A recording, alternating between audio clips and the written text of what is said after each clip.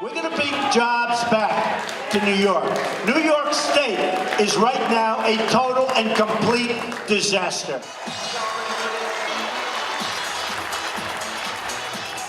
Donald Trump is the frontrunner for the Republican presidential nomination, but the property mogul is hoping for a strong win in New York on Tuesday to reverse the negative momentum from his recent losses in Utah, Wisconsin and Colorado.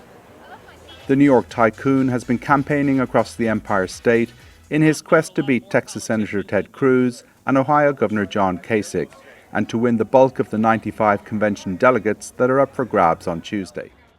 Trump has a commanding lead in the polls in the Empire State. Here in Poughkeepsie in upstate New York, the tycoon drew a large crowd of people who came to hear his message about making America great again. But not all of his fans are the so-called less educated, angry white men who have come to be seen as his base. Jennifer Gemmell and Alexander Messina are young Republicans who have come to support Trump. And like others, they are enjoying the fact that for the first time in years, the New York primary matters in the Republican race. You may have, a city councilman who's a Democrat, a mayor who's a Democrat, a congressman who's a Democrat, senators who are Democrats, a governor who's a Democrat. And so for me at least, this is the first time that I'm voting where my vote will actually make a difference, and that's really tremendous for me.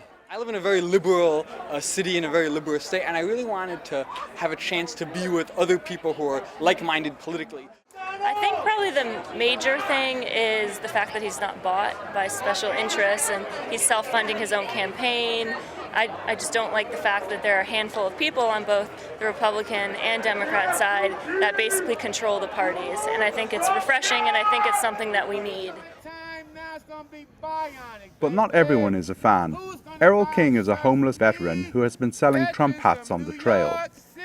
King makes $1,000 a week from the business, but says Trump is a racist who would never get his vote.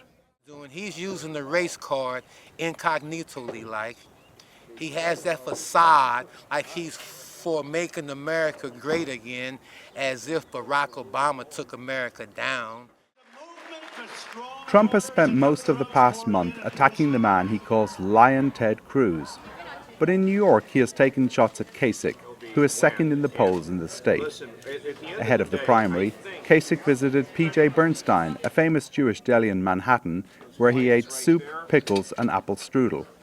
Kasich is pinning his hopes on Trump and Cruz both failing to win the 1,237 delegates needed to secure the nomination on the first ballot when the Republican delegates meet in Cleveland in July to select the GOP nominee. Well, what we're really interested in here is gathering delegates. I mean, am I going to beat Donald in New York? I mean, that's a tall order.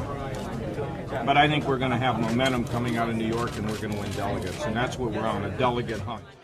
Anna, a Jewish woman at P.J. Bernstein's, who was one of the few diners present when Kasich showed up, says she is torn between Trump and Cruz. I think they're both good on security. I mean, he is a blowhard. He is, but you have to be. I mean, he's not my favorite person. But, I mean, the whole thing about waterboarding is such bullshit. I mean, they chop people's heads off and we can't waterboard? That's crazy. That's insanity. While Cruz has beaten Trump convincingly in the most recent primaries, he's polling very badly in New York. The Texan did himself no favors when earlier in the campaign he mocked Trump for having New York values. They basically interpreted it as trying to say that there's something about New York and people from New York that's less authentic than people from other parts of the country. And that may have been a good thing politically for him to say in Iowa, but what goes around comes around, I guess. Trump has recently started accusing the Republican Party of rigging the process to help his rivals. In Poughkeepsie, he castigated his own party, telling the crowd that it's not democracy, folks. No matter who wins New York, Trump, Cruz and Kasich are probably heading to an ugly contested convention in Cleveland that will decide what has been one of the most unorthodox Republican primary contests in years. Demetri Sevastopulo, Financial Times, Poughkeepsie, New York.